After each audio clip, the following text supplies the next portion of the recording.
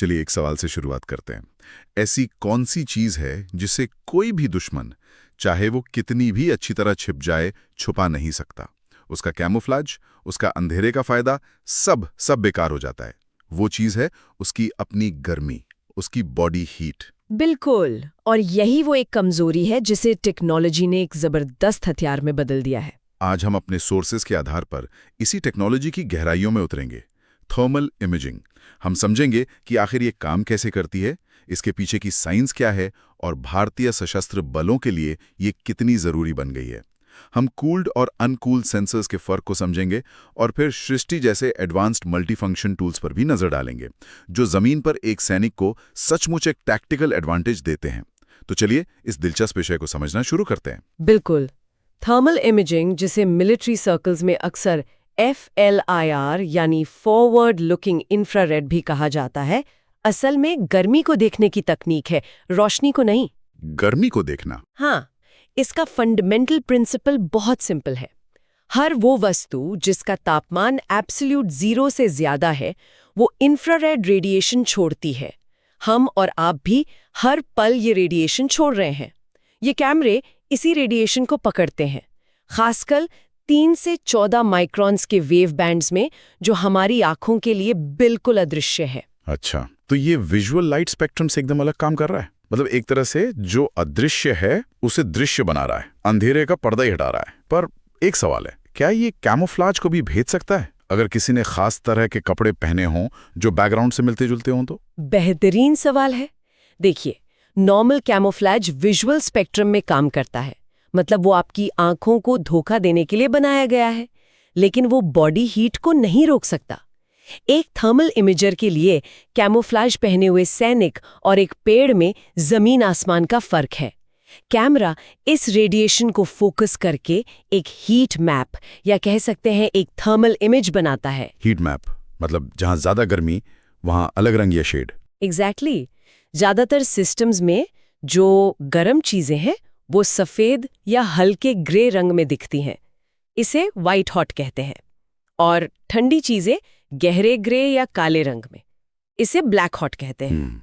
कुछ advanced systems में तो इसे और आसान बनाने के लिए रंग भी इस्तेमाल होते हैं, जैसे गर्मी के लिए पीला और सर्दी के लिए नीला। ये तो हुआ इसका फंडामेंटल प्रिंसिपल। लेकिन इस गर्मी को पकड़ने वाले सेंसर्स ये कैसे काम करते हैं? सुना है इसमें भी अलग अलग तरह की टेक्नोलॉजी होती है और शायद सारी कॉम्प्लेक्सिटी वहीं पर है। हाँ, ये इस टेक्नोलॉजी का दिल है, और इसमें मुख्य रूप से 2 तरह के डिटेक्टर्स इस्तेमाल होते हैं।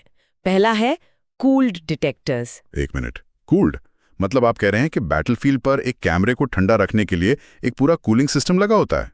ये सुनने में तो बहुत कॉम्प्लिकेटेड लगता है। आपका सवाल बिल्कुल जायज है। कूल्ड डिटेक्टर्स हाई परफॉर्मेंस के लिए बनाए जाते हैं।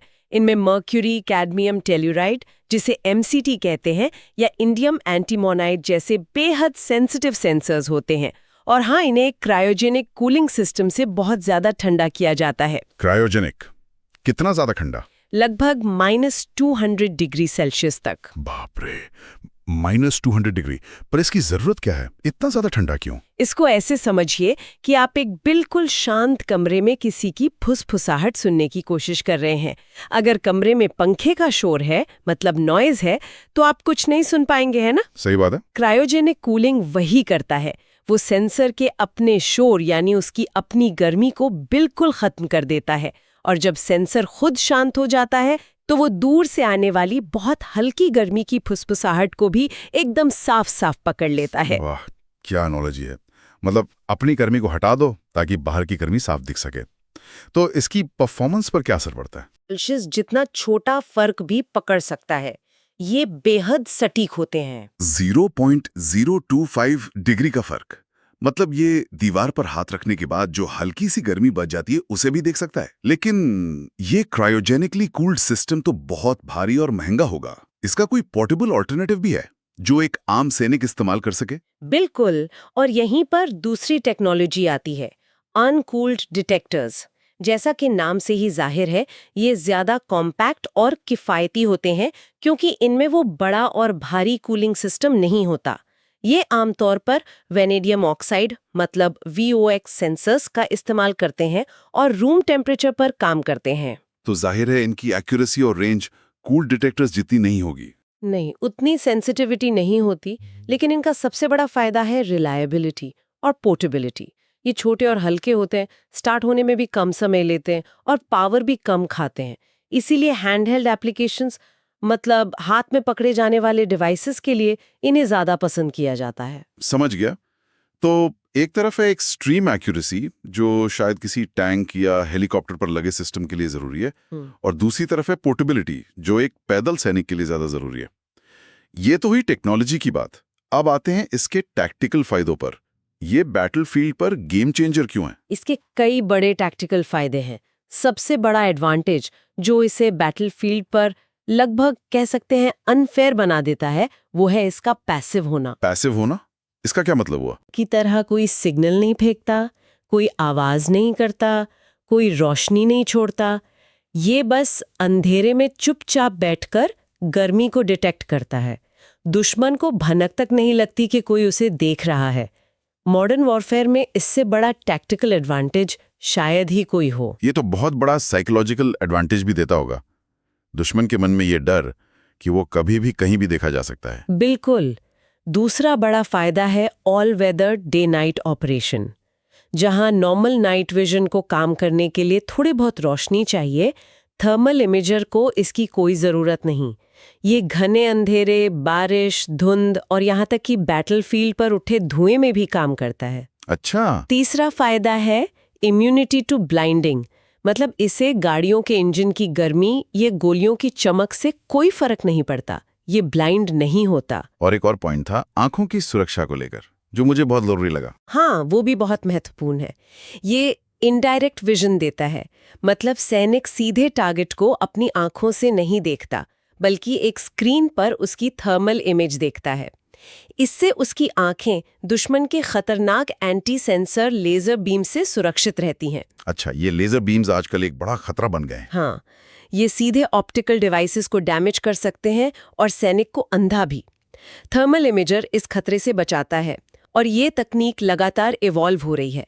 इसमें 4 जनरेशन्स आ चुकी हैं, जिससे ये डिवाइसेस लगातार छोटे, हल्के और ज्यादा काबिल होते गए हैं। ये तो हुए हाई लेवल स्ट्रेटेजिक एडवांटेजेस, लेकिन मेरे मन में उस पैदल सैनिक का ख्याल आ रहा है जो बॉर्डर पर गश्त कर रहा है। जी, ये तकनीक उसके हाथ में कैसे आती है?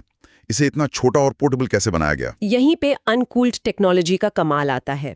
इन्फेंट्री के लिए इसे कई रूपों में ढाला गया है।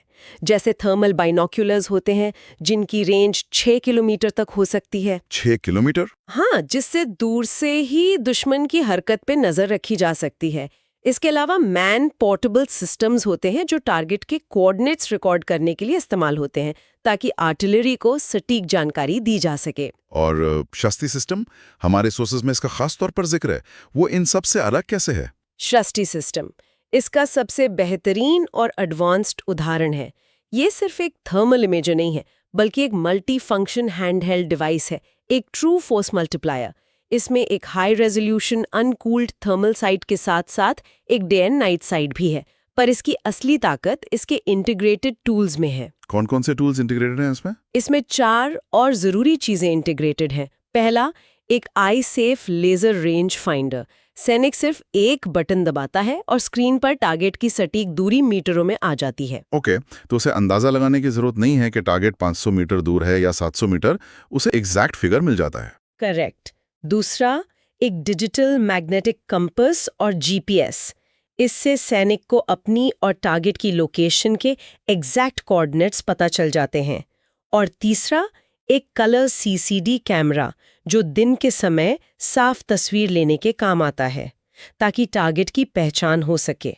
तो ये थर्मल इमेज, दूरी, लोकेशन, सब एक साथ एक ही डिवाइस में दे रहा है। बिल्कुल, और यही इसे एक सिंपल इमेजर से a complete target acquisition system बना देता है। पहले एक सैनिक को टारगेट देखने के लिए बाइनोक्यूलर, दूरी नापने के लिए रेंज फाइंडर और फिर मैप पर लोकेशन पता करने के लिए कंपास और जीपीएस, ये सब अलग अलग इस्तेमाल करना पड़ता था। सृष्टि ये सब कुछ सेकंड्स में एक बटन दबाकर कर देता है। ये एफिशिएंसी और एक्यूरेसी में एक रेवोल्यूशनरी लीप है। इसे किसी असली सिनेरियो में रख के समझते हैं। मान लीजिए किसी गांव की तलाशी का ऑपरेशन चल रहा है, जिसे विलेज सर्च कहते हैं। बहुत अच्छा उदाहरण है विलेज सर्च या एम्बुश जैसे हालात में आतंकवादी घनी झाड़ियों के पीछे या किसी अंधेरे कमरे में छिप सकते हैं।